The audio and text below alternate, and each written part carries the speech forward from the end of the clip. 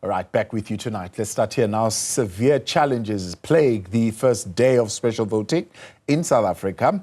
On Monday, over 100 voting stations were unable to open their gates as external taxi protests rocked the Eastern Cape. In other provinces, the IEC admitted to facing internal challenges that included delays in voting materials reaching polling stations. Newzroom Afrika's Juniour Khumalo filed the following report. Taxi protests and delays in voting material reaching polling stations were some of the major disruptions that rocked the first day of the country's special voting. Over 100 voting stations failed to open their gates. Not because of ineptness on the part of the Commission, but that withstanding all our plans, factors external to the electoral program has meant that in 107 voting stations, we have not been able to assist voters. Attempts to resolve the challenges are still ongoing.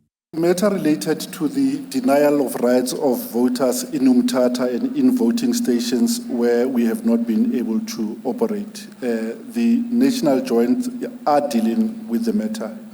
We will at the future briefing be able to indicate what the status is.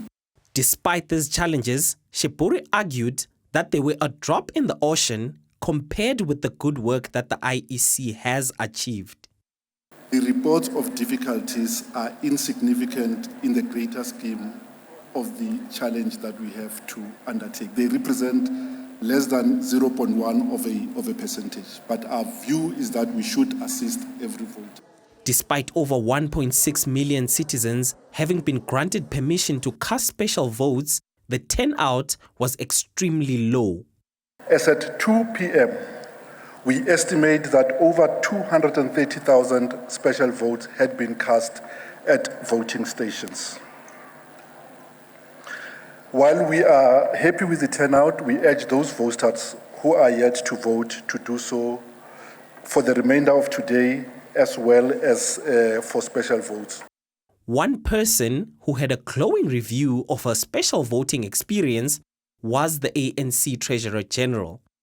She cast her vote at Kyalami in Midrand.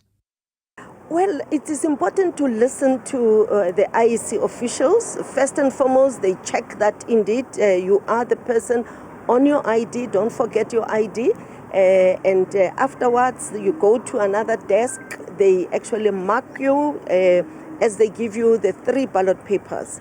Having faced a barrage of challenges on the first day of special votes, the IEC hopes for a significant improvement in voter turnout on Tuesday.